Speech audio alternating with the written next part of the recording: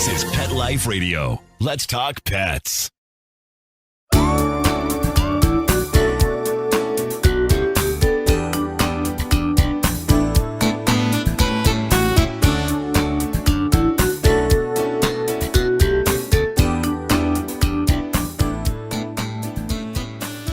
Hi, welcome to Rappaport to the Rescue. I'm Jill Rappaport, and we hope you are all safe and happy and well, getting ready for 4th of July weekend.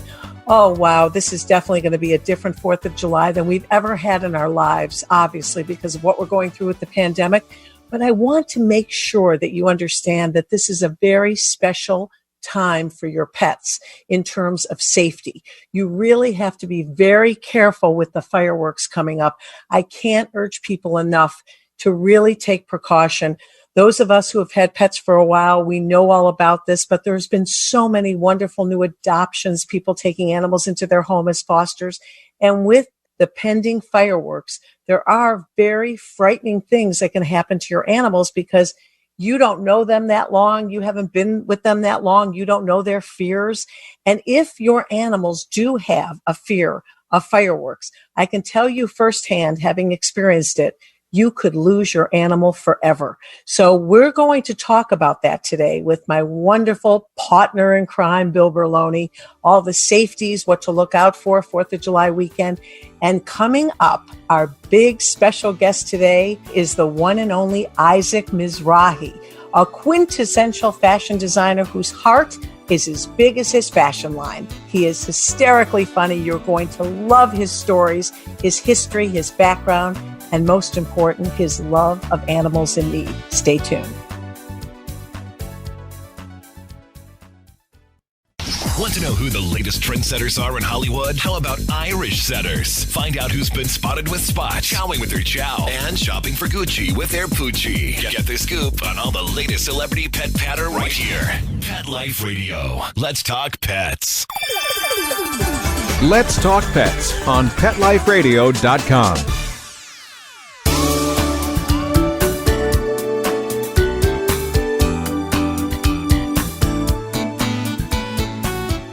Welcome back to Rappaport to the Rescue. I'm Jill Rappaport, and my guest today really needs no introduction.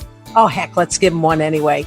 He's the one and only Isaac Mizrahi, an American designer, unbelievable TV personality. You've, of course, seen him on Project Runway. He's a QVC star. But what's bigger than his fashion empire is his heart, especially his love of animals. Isaac, I have to tell you, you are truly one in a million. And I say that, and I mean it, because I've known you for how many years since we did our first Today Show interview back in 1997? Would you believe? Long time, Joe. Yeah.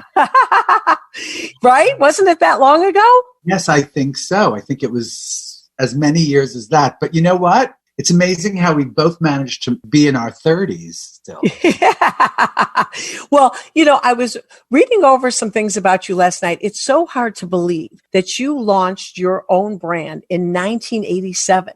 When you hear that year, you can't believe that it's been that long, right? No, I can't believe it. And, you know, I still think about that as having been recent. I mean, it feels like it's a recent date in history, and it's really not. You know, I mean, like, I talk to kids who are that age, who were born in 1987 or born in 1997, who think of, like, you know, Moonstruck or Tootsie or something as an old movie. And I go, like, is that really? Okay, I guess those are old movies, you know. It's like, what, like 40 years ago? It's crazy. 30 years ago. It's insane. And you want to talk about going back in time. You actually did your first line when you were 15 years old? Well, I mean, that was when I was in high school. Yeah, I had a partner called Sarah, and I made clothes, and, you know, we made samples and we sold them to different people. We sold them to a store called Charivari, which I don't think is there anymore, sadly. Charivari's gone.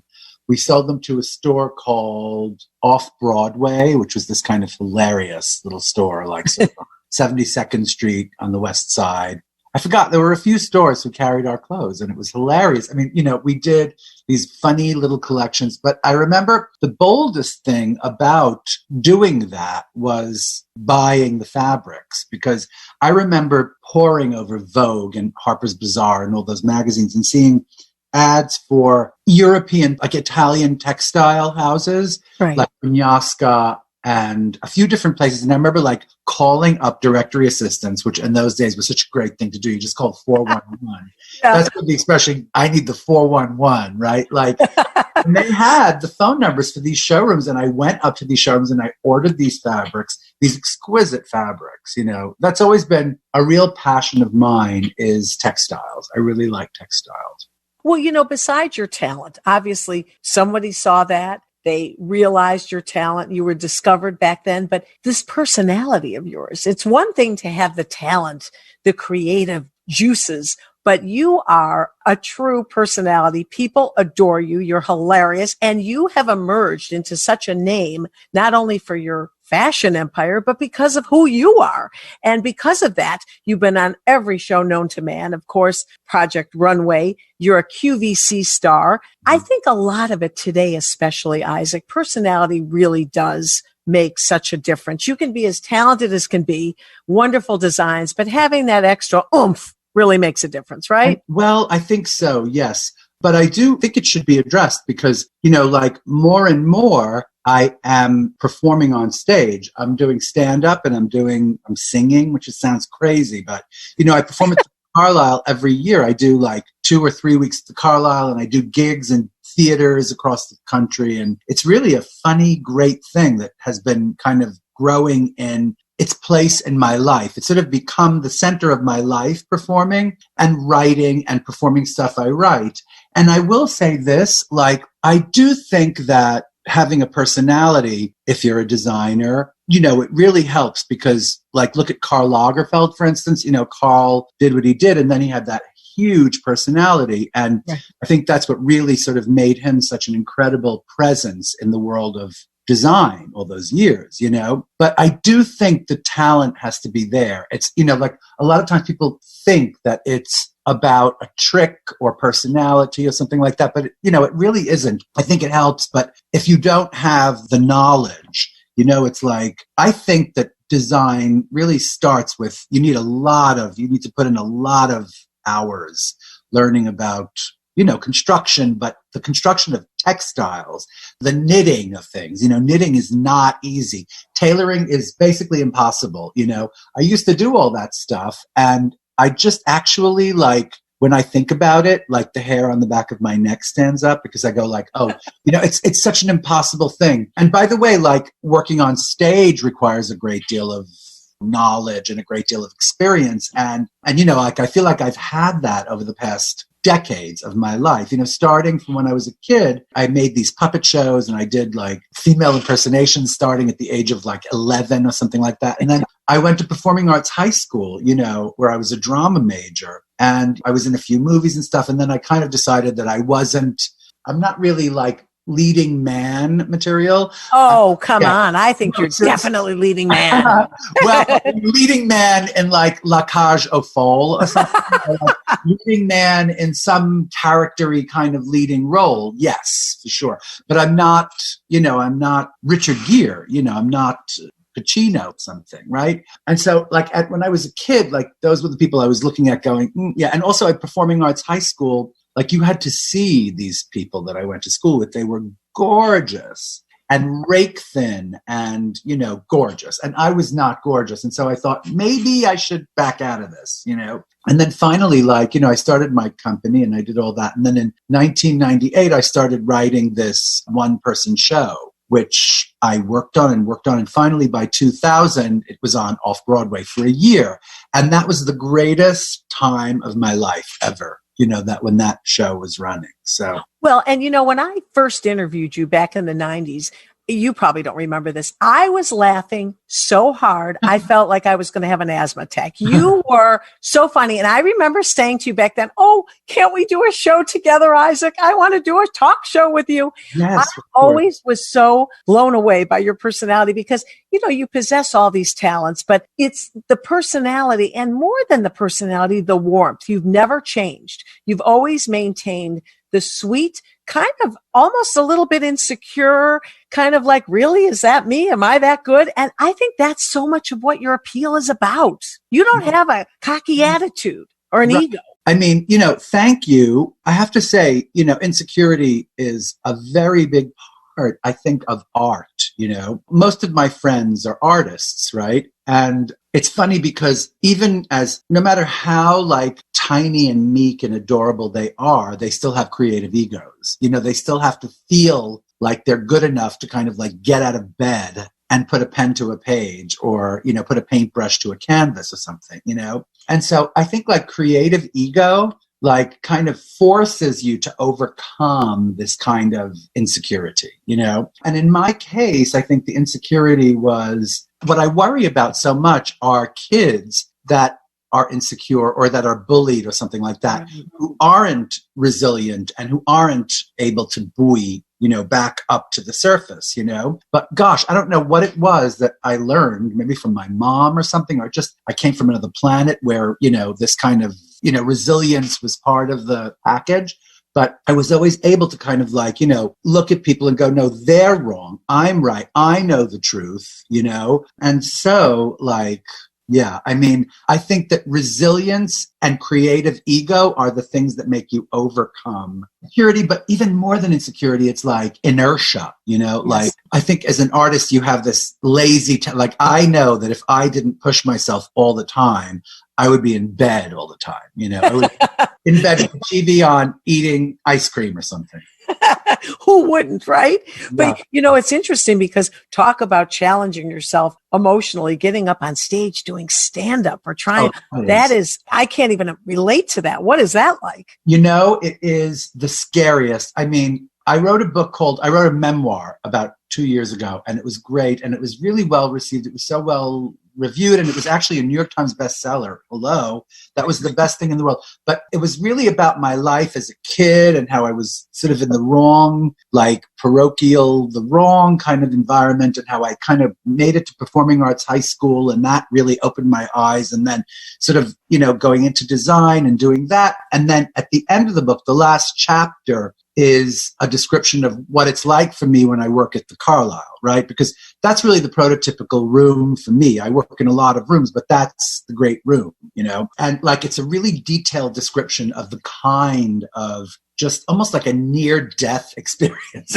before. I mean, you have to get, because I have to say, like, you're standing in front of these people and, they're there to love you, but no matter how much you kind of like, no matter how much that, you're still kind of facing a firing squad. And then, yes. By the way, one thing I know is that entering on stage is the most important moment. If you don't enter, they're not going to save you, right? You have to look at them and just be like relaxed and, and so the thing is, it's like in a lot of cases, you're faking it till you make it. It's like the minute you walk out there, you go, oh, they do love me, so, and you're able to proceed. But seconds before, and as you're walking out, your tendency is to like start convulsing and hyperventilating. Right, hyperventilating. And it's a matter of like breathing. And right. There are teachers, I remember in acting school, teachers would give you these long exercises to calm down, these long procedures, which are, it doesn't matter. You can do that. And then seconds before you walk out, you go like, what the hell? Oh my God. And you know what? For our listeners around the country, around the world, the Carlyle is one of the most exclusive. It's considered the creme de la creme for a performer to be asked to be performing there. It's really quite special.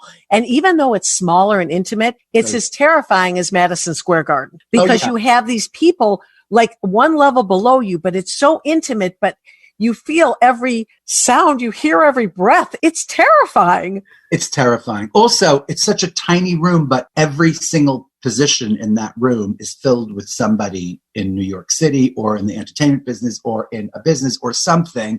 And it's a really expensive venue. It's like you pay a lot of money to go to the Carlyle. So, the entertainment has to meet the level, One thing you do have going for you is that pretty much everybody has had a drink at that point. They're a little tipsy. Just a little wee bit tipsy. Yeah. As a matter of fact, I used to have this thing about not drinking before I went on, I didn't for years and years and years. And by the way, if I were working on Broadway or if I were working as an actor, there's no way you can drink and do that. But this particular idea of showing up and being there in a room for an audience. And by the way, I'm not a big drinker, but I now do imbibe just a tiny bit because I noticed my band, every one of them has like a major scotch and water before or like a big vodka tonic before they go out. And so I thought, I'm going to have a little rosé spritzer. And listen to that. Who's that? One of my 6 dogs. Yes, I have many dogs in the background, and they just heard a little sound. They got excited. It's Isaac. It's your fan club, Isaac. They're barking for you. There's a bass, kind of a beautiful dog sound. That's Scout. Yes, he's got the deep. Yes. He's got that beautiful deep voice. Oh, yeah. Go ahead. So what were you saying? Well, I was just saying that, I will have like a rosé spritzer. Oh. Scout, Isaac's talking. I think Scout is saying that it's cocktail hour somewhere. I think that's what he's saying in dog. I didn't realize I had heard you were a singer. I didn't realize that you actually got up at the Carlisle and sang. I would be remiss not to ask for just a little bit of anything you can. I know you haven't had a drink, but is there anything you want to belt out? Give us a little. I'm not warmed up, and I don't have an accompanist. I have a policy that I don't like to sing without an accompanist, but I can direct you to my Instagram page, which is I am Isaac Mizrahi, where we have a few really beautiful things that we've done, in quarantine with the band, where everyone plays their own part and then someone mixes it, and they're really good. I mean, there's few, like 3 or 4 songs that we've done, and we're doing another one this week, I think. And so I'm so amazed. Well, so you're obviously a great singer. Who would you compare yourself to? Are you a Sinatra type? No. What type? What would you compare yourself to? I have to say, like, I can carry a tune, but I think more than that, I feel like more than a singer, I like to think of myself as a musician, and I'm not Sinatra. I'm not Christina Aguilera. I mean, I'm not like this person who can really belt it out. I'm not Ariana Grande. Sadly, I'm not Ariana Grande. I love her. But you see what I mean? And I'm also not, Elaine Stritch, who was a great raconteuse. You know what I mean? Like, I am more of a raconteur than I am like a major, major singer, but I can sing. I mean, I urge you to go to my Instagram page. I mean, I'm doing it, and all our listeners are going to do it. Isaac, when I think about you and just trying to imagine you as a young boy, take yourself back then, fast forward to now, fashion empire, QVC star, TV personality. You have a backup band. You're at the Carlisle. You're a musician. You're a performer. Can you even believe what your life has transpired into, what you have created for yourself? I have to say, wait, now I'm going to turn it around on you, turn the camera on you. Okay. You're also like a really accomplished name in the business. I mean, like, I've known you for a really long time as a big success in your chosen field. Now, you wake up every day. What do you say to yourself? Like, hooray, Jill, I'm so great. Like, I'm going to just be this fabulous person today. I don't think so, right? Well, thank you so much. But but you understand what I'm trying to say to you, darling. It doesn't matter. Like, you wake up every day, every night, in the middle of the night, and you think like, I'm crazy. What have I done with my life? Where did I go wrong? I did everything wrong, I mean that. That's not a joke. I mean that.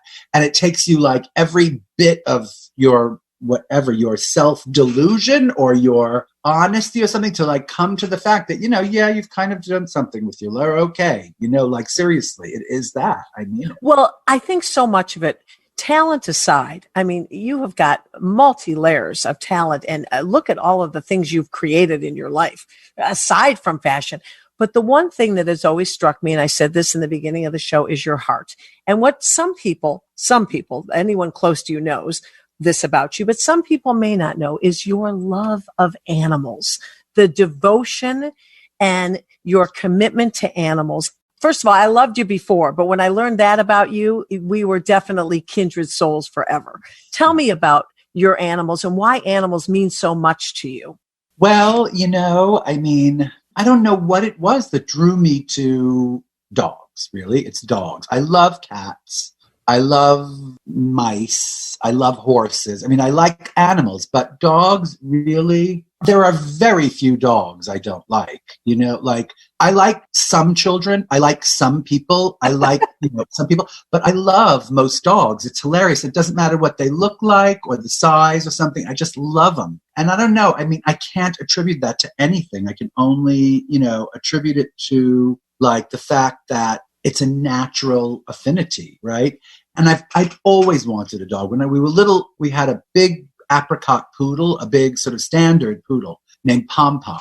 And he was evil. He hated kids. He didn't like kids. And he was very mean to us. And eventually he had to be taken out of the house, which was really sad. But he actually found a really good home. And they proved that to me because I was hysterical. Even though I didn't like Pom Pom, I was hysterical because I thought, where is this boy? But he went to this really great, he went to live on a farm, which was really, I mean it. Like that sounds like a joke, but it was true.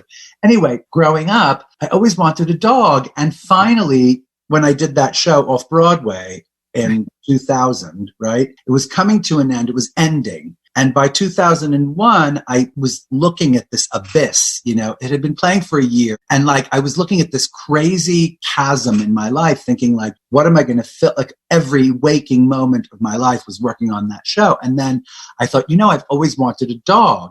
And I have this wonderful friend called Kitty Hawks. Do you know Kitty by some chance? Yes. Yeah. Well, anyway, so Kitty was like, yeah, we're going to take you. So she took me around to all these shelters and we spent a minute like looking at dogs. It came close in a couple of cases. It never happened. And it was because it just didn't feel right. And she kept saying, nope, that's not it. That's not it. Nope, nope, nope, nope. And she was such a great help, And then one day she called and said, you got to get to this cocktail for this shelter tonight.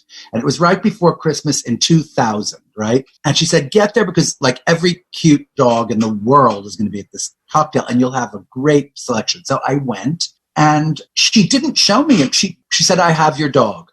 Just wait right here. And she came out with Harry, this guy, Harry. And I was like, hey, Kitty, you're right. That's my dog. I don't know what tells me that's right. And we literally the next day I went back to the shelter and picked him up and we walked back home from 46th Street to 12th Street. And we were just we were like instantly like the best buddies you could possibly. I got him in 2000. He's deceased now since 2016, but he lived 16 like really good years.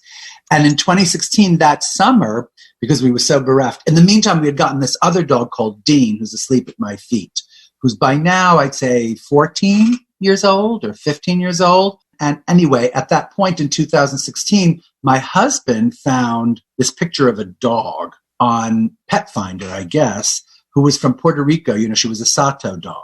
And we actually he was like, and I was like, yep, get her. I mean, if we could get her, that would be incredible. And she came over and she's been the centerpiece of like the happiness in this house. I mean, she's such a doll. Her name is Kitty. Speaking of Kitty Hawks, she's named after Kitty Hawks. Also, her name was Kita when she came to me, Kita. And I didn't understand that name and I didn't like it. And I was like, excuse me, no, Kitty is her name.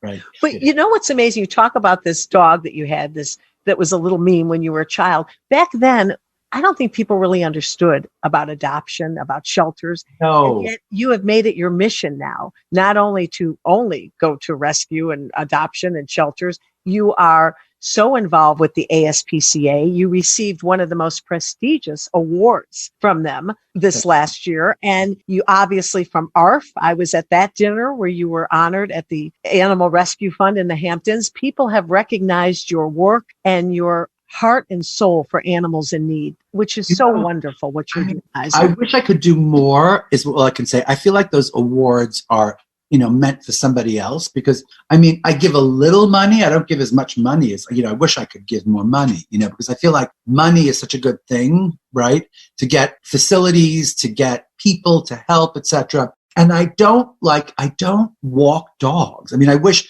I tried, occasionally I try to go to ARF and help and walk a dog. But, I don't know why I got an award. I really don't know why. I think, I speak about them. I try to do as many appearances or interviews, but I would do so much more if I could. And I plan to make that kind of like a feature, of my life in the future. And I'm not exactly sure when that's going to be. I'll know more when this whole crazy quarantine thing is kind of final. Well, and let's talk about that. I mean, obviously, thank goodness for your husband, but tell me about the comfort that your rescue pets have given you during this quarantine. Darling, are you kidding? My husband, he's been sheltering more in New York City than he has been in Bridgehampton. I'm in Bridgehampton literally since the middle of March. I've been in the city for maybe 3 days or something like that, just to do things and come right back. Whereas he is living in our apartment on 12th Street mostly, and he comes here occasionally to check in and say, hey, I'm your husband. I love you. Like, nice to see you. Is that because you're trying to preserve the marriage? Honestly, I think it's because he's trying to preserve. At the beginning, I was like, we were together for the first like 3 or 4 weeks of the quarantine, like 4 months. And he was like, no, I can't do this anymore. I have to go back. And I was like, you're crazy. What? As he was walking out the door, And then I got into it and I was like, well, this is the greatest thing in the world because he's sheltering there. I'm sheltering here. I have the dogs with me and I cannot tell you. And by the way, they haven't been to the city since March. And I wonder what that's going to be like. I think Kitty loves being walked on a leash, which is an hilarious thing, I don't think Dean minds anymore. I think Dean really likes being here, but he doesn't really get much out of being here anymore. He used to love to run after squirrels and stuff, but he's so old now. I don't think he likes the car drive back and forth as much, but I think he'd be okay. And I think Kitty might like it in this city because she loves being walked on a leash. Okay, but you know what's so funny? Obviously, we're hearing all these things with couples in quarantine. I think you've got it down, Isaac. You've got the right situation going here for maintaining a perfect relationship. I have to tell you, I think it's Arnold Germer, my husband. I think he knew something. I was like, if we're not together, how could we not be together at this point? But we were together for the first month and then he came back and forth and now he's there and I'm not exactly sure when he's going to come here and it's fine, It's fine with you. But haven't your pets given you great solace and comfort? Is there anything better than being with them? Let's be honest. No. I've been a Hamptons person since the 80s, since I'm in my 20s. Right. And I always, like in the beginning, I sort of rented a house with these 2 friends of mine for years. We were always in this house or in a different house or a third house. And then finally, I bought this place. I don't even know when, like in the 90s or something, right? And I redid it in the early 2000s. But I never, until I got Harry in 2000, I could never come here by myself. I always had to be with like a bunch of friends or I couldn't come. I could never stay out here by myself. Never. Maybe one night a year I would stay here by myself, But after I got Harry, I was here a lot. And I actually was pulled to Bridgehampton because of him. He preferred it here. He liked it so much better here. And Kitty and Dean really prefer it here, And so I feel like not only are they responsible for, and also, by the way, here's another incentive for people to give in to their, sort of love for dogs. When I got Harry, right, in 2000, around Christmas, and on June 21st, 2001, so that's like maybe 6 months later, right? I was walking Harry and I met Arnold. I met my husband while I was walking Harry. You see that?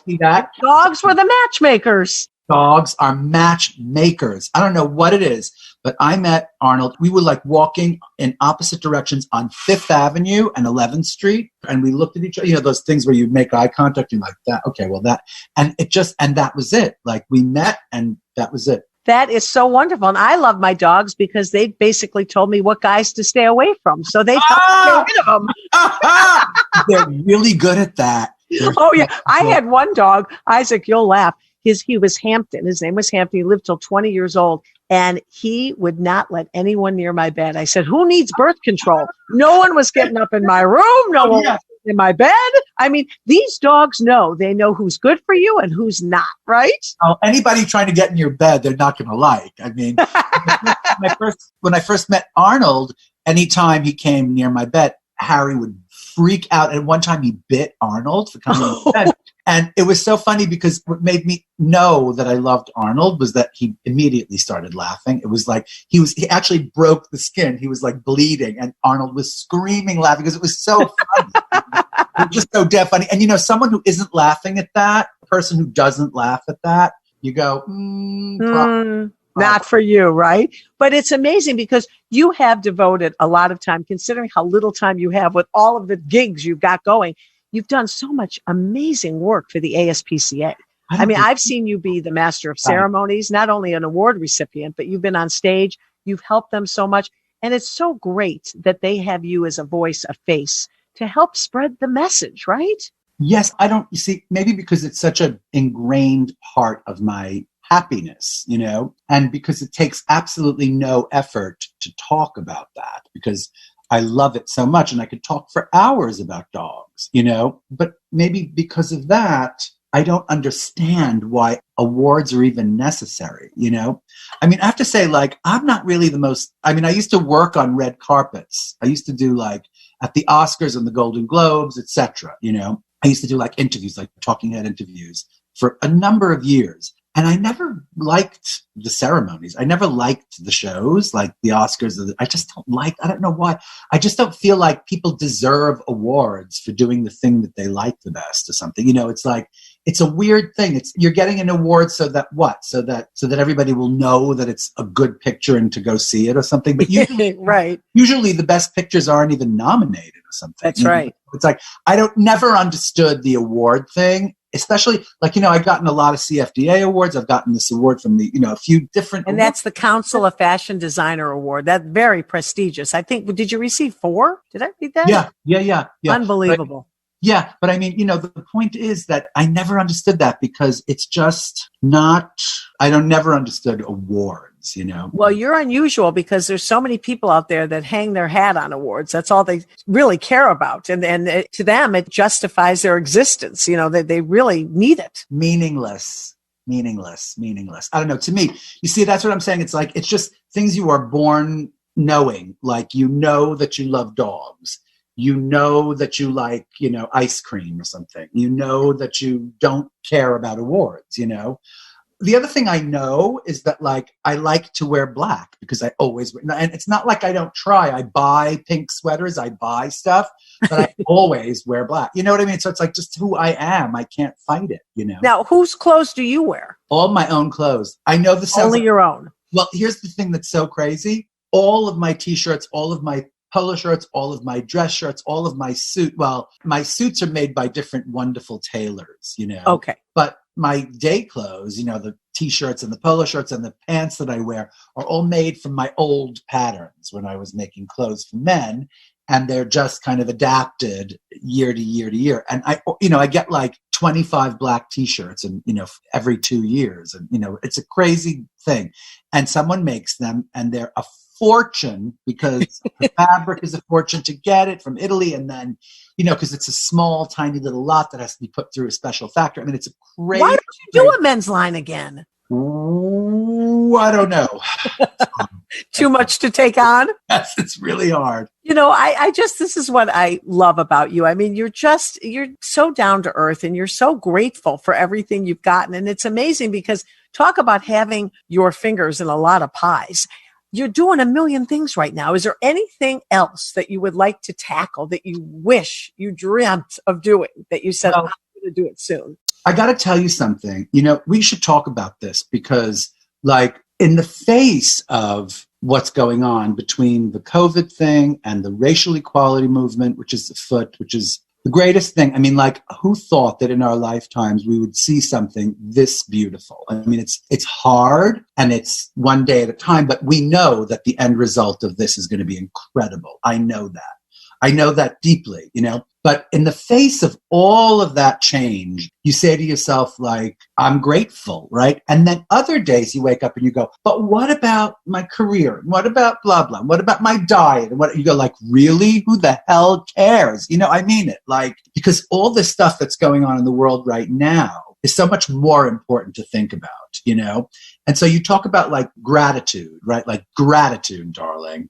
That's a very, very big word right now. A very big word, such a big word. And that's really what you want to be all about right now at this time in your life. Yeah. You have to fight the instincts to care if your career is stalled or something, or if you're, like, you know, 5 pounds overweight or 10 pounds overweight. It doesn't matter, you know? It's like, I'm embarrassed to feel those things right now, you know? Well, I have to tell you, Isaac, you never disappoint. I really adore you. You just are so true blue. You are the real deal. And I love your compassion for all things animals and your talent and your abilities, but just your heart. You know, the fact that you have maintained the person that I interviewed back in the 90s. Every time I see you, you're always the same. You've got a big smile on your face and you're inquisitive. You ask people about their lives. You care about others. Might care a little bit more about animals, which is why I love you more.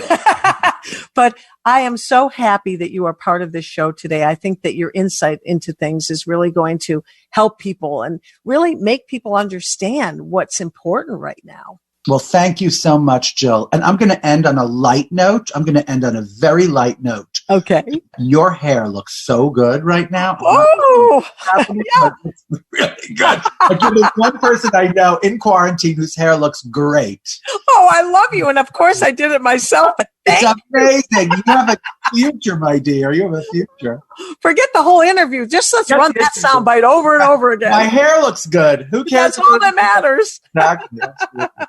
Well, thank you again, Isaac. I adore you. And I'm right up the road in Watermill. So maybe I have my horses, my dogs, my farm. Maybe you'll come over 6 feet away with a mask and we can give each other a virtual hug from across the sand ring. Okay.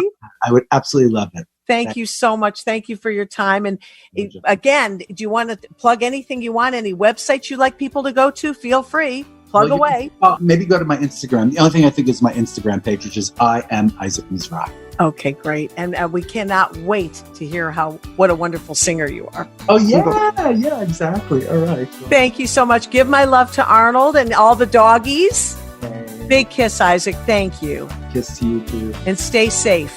You, too. We wear fur, and we're damn proud of it. What? And our 4 legs. And our tail. And we go to the bathroom outside. Well, we may not be too proud of that. Sniff around, then mark your spot right here. Pet Life Radio. Let's talk pets. Let's talk pets. Let's talk pets On Pet Life Radio. Pet Life Radio. PetLifeRadio.com.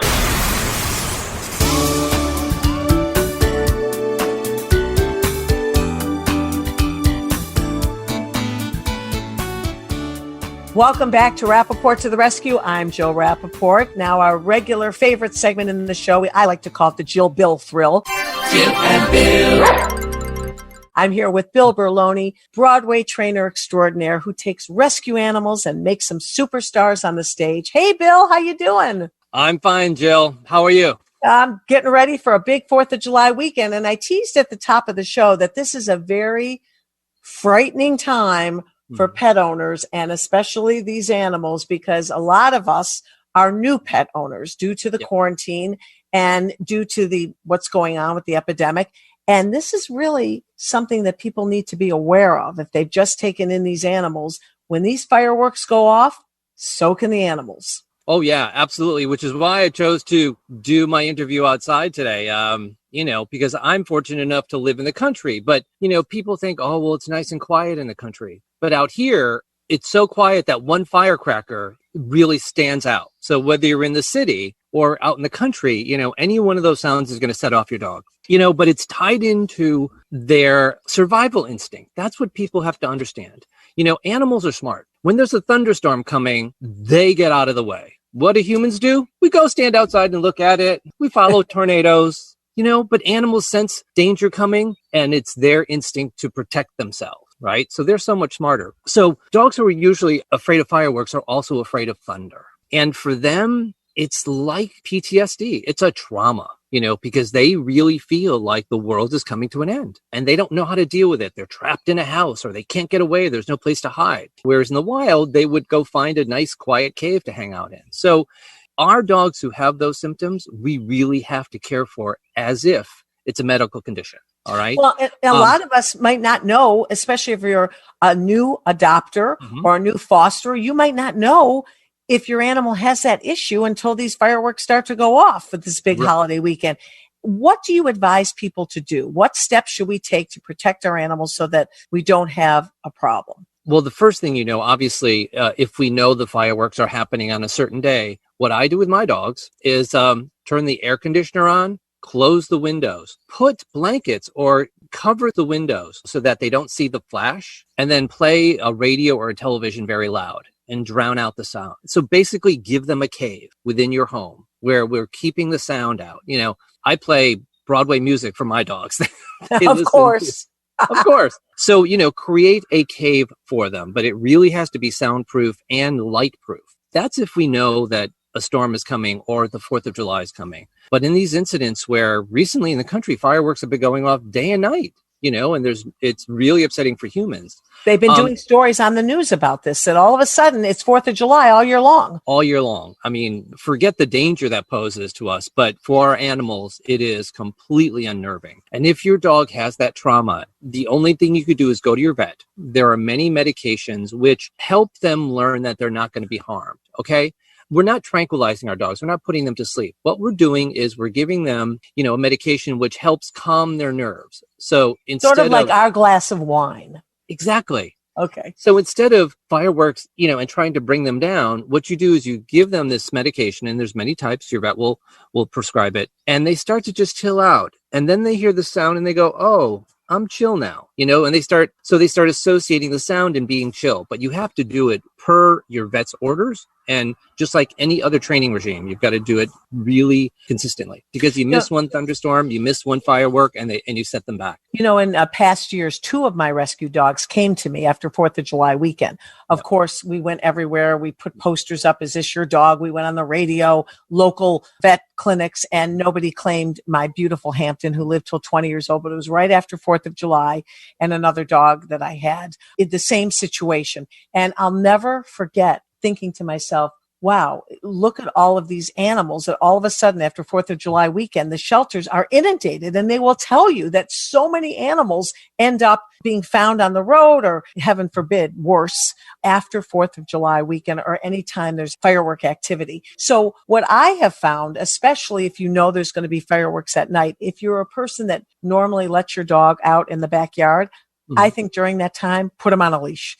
If they have to do their business, make sure they're on a leash, and you never take your eyes off them. You hold them tight, because that sound, they could bolt. And I've also found, you mentioned like a safe haven. If people have a basement, that will act in the same way, right, Bill? Exactly.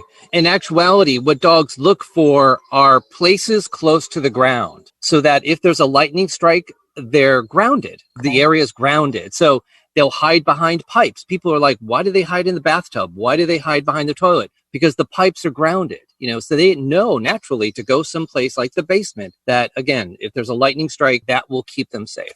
But the other thing about running away, Jill, and we've got to push this, microchip your dog, please.